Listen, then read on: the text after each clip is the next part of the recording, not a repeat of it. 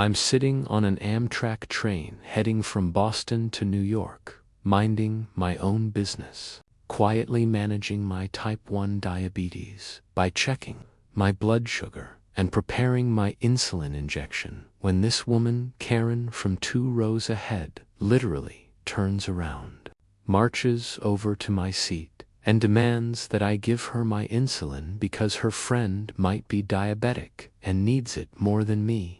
I'm not making this up. She actually tried to take prescription medication from a stranger on a moving train.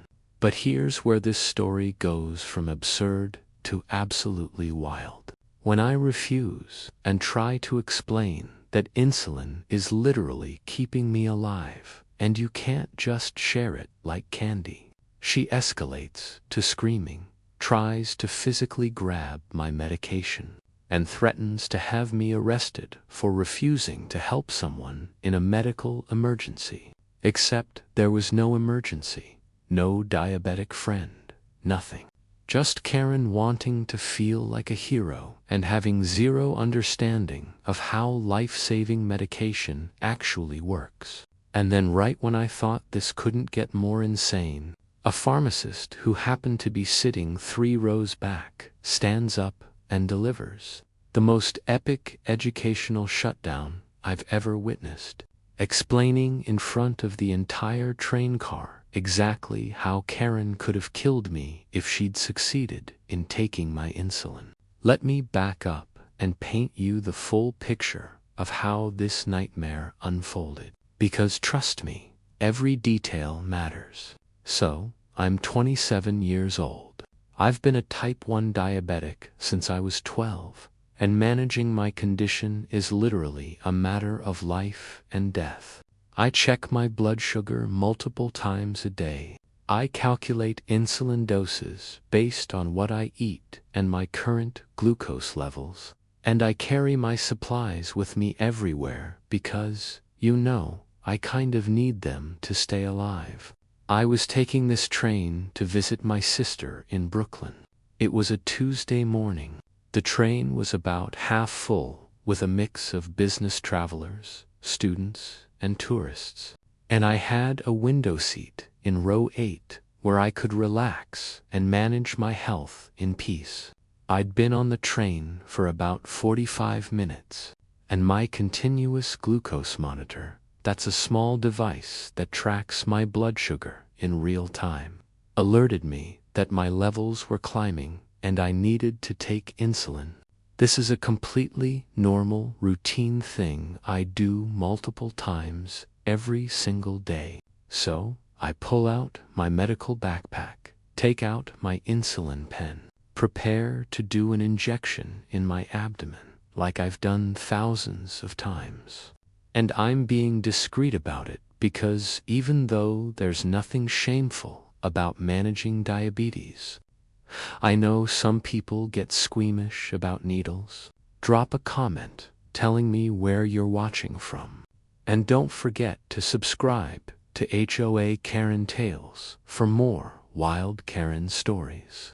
Everything is fine until Karen, who's sitting 2 rows ahead in an aisle seat, turns around and sees me with my insulin pen. Now, a normal person might not even notice, or they might glance and mind their own business. But Karen locks on to me like a heat-seeking missile. She's wearing this hot pink tracksuit with white stripes, platinum blonde hair with pink highlights piled up in a high ponytail. Enough jewelry to open a store, and her makeup is so heavy you could see it from space. She stands up, steps into the aisle, and walks back to my seat with this expression like she's about to do something heroic.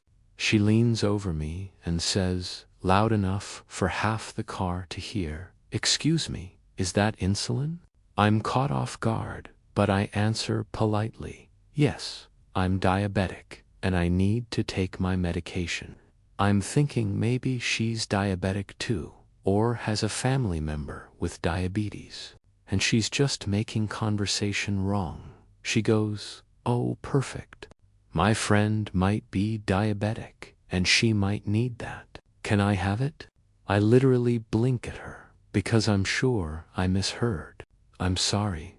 What? She repeats, slower and louder, like I'm hard of hearing. My friend might need that insulin. I should take it, just in case. It's an emergency. I'm still processing the absurdity of this request, so I try to explain, "Ma'am, this is my prescription medication. I need it. I can't give it to you." Her face immediately shifts from fake nice to annoyed. Don't be selfish. What if my friend has a diabetic emergency? You need to share. It's the right thing to do. Now, I'm getting frustrated because this is not how any of this works.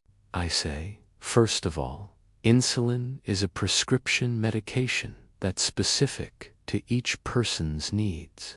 Second, if your friend is actually having a diabetic emergency, she needs medical attention, not random insulin from a stranger. Third, this is my medication that I need to stay alive. I'm not giving it to you. Karen's voice gets louder. I can't believe how selfish you're being. What if someone dies because you wouldn't help? At this point, other passengers are starting to stare, and I'm mortified because I'm just trying to manage my health, and now I'm being accused of being a terrible person. I take a breath and try one more time. Ma'am, I'm not being selfish. This is literal medicine that keeps me alive. If your friend is diabetic and having an emergency, we should call for medical help. But I cannot and will not give you my insulin. That's when Karen loses it. She reaches for my insulin pen, actually tries to grab it out of my hand, and I pull back instinctively, clutching my medication to my chest. She's yelling now. You're refusing to help someone. That's illegal. I'm going to report you. Give me that insulin right now. If you're enjoying this, hit that like button and share this video to support HOA Karen Tales. I'm panicking at this point because not only is this woman trying to steal my life-saving medication, but she's making a scene, and I'm worried she might actually succeed in grabbing it. And without my insulin, I could end up in the hospital, or worse. A few passengers are telling Karen to back off. And one college-aged girl, Rachel, with red curly hair, sitting across the aisle, stands up and says, "Hey, leave her alone. She needs that." But Karen is on a mission now. She starts yelling about how millennials are so selfish and how in her day people helped each other, and how she's going to find the conductor and have me removed from the train for refusing to assist in a medical emergency. She's also claiming her friend is somewhere on this train and could die any minute, which makes zero sense, because if that were true, why isn't she with her friend? And why didn't she mention this friend before seeing my insulin? The whole thing reeks of either complete ignorance about diabetes or some weird power trip where she wants to play hero without any actual emergency occurring. I'm holding my insulin pen close. My medical alert bracelet is clearly visible on my wrist, and I'm trying to stay calm, but honestly, I'm scared and frustrated and angry all at once. That's when the pharmacist, Dr. Patricia Chen, stands up from her seat 3 rows back. She's this composed woman in her 40s, with a sleek black bob, wearing a burgundy blazer and glasses, and she has this authoritative presence that immediately commands attention. She steps into the aisle and says in a clear, firm voice, "Excuse me, ma'am, but I'm a licensed pharmacist, and I need to stop you right there before you cause serious harm."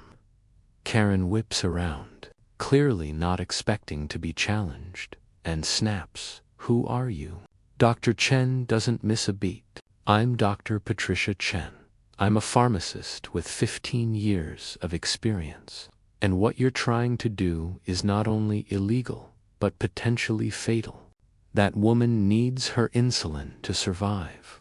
Insulin is a prescription medication that is dosed specifically for each individual based on their blood sugar levels, their carbohydrate intake, their weight, their insulin sensitivity, and numerous other factors.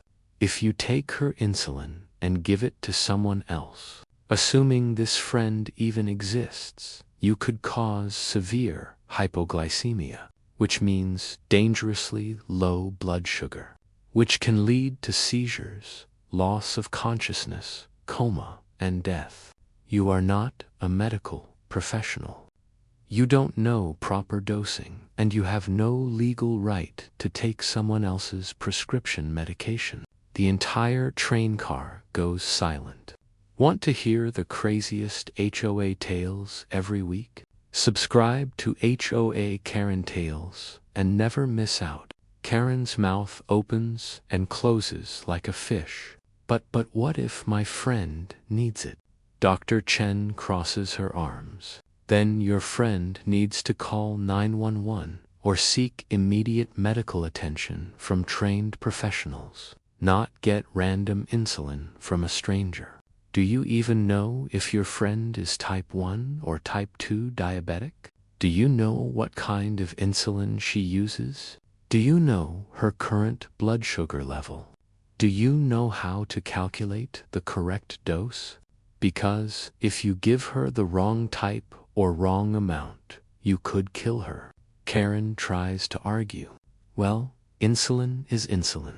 If someone needs it, they need it. Dr. Chen shakes her head. That's completely false. There are rapid-acting insulins, short-acting insulins, intermediate-acting insulins, and long-acting insulins. They work at different speeds and last different amounts of time. Giving someone the wrong type or dose could send them into hypoglycemic shock. Not to mention, sharing needles or insulin pens between people is a serious health hazard and violation of infection control. What you're attempting to do is theft of prescription medication. And if you had succeeded and harmed someone, you could face criminal charges for practicing medicine without a license and causing bodily harm. By now, multiple passengers are nodding. Some are recording on their phones, and Rachel across the aisle is quietly saying, "Oh my God, she could have killed someone." Karen's face has gone from red to pale, and she's sputtering, trying to save face. I was just trying to help. You people are making me sound like a criminal. Dr. Chen's expression doesn't change. You were trying to forcibly take prescription medication from a diabetic woman who needs it to stay alive. That's not helping. That's dangerous, illegal, and reckless. If you actually have a friend in medical distress, we need to alert the conductor and get professional medical help immediately. Otherwise, you need to return to your seat and leave this young woman alone. At that exact moment, the train conductor, James, appears at the end of the car. Having been alerted by passengers pressing the call button, he's a tall, gay-haired man in his 50s, wearing the Navy Amtrak uniform. And he looks like he's seen every kind of train drama imaginable. But this one still surprises him. He walks up and asks, "What's going on here?" About 5 people start talking at once, but Dr. Chen calmly explains the situation. Karen tried to take my insulin, claimed it was for a friend having a diabetic emergency. Refuse to accept that you can't just redistribute prescription medication. Tried to physically grab my medication and has been harassing me. James turns to Karen.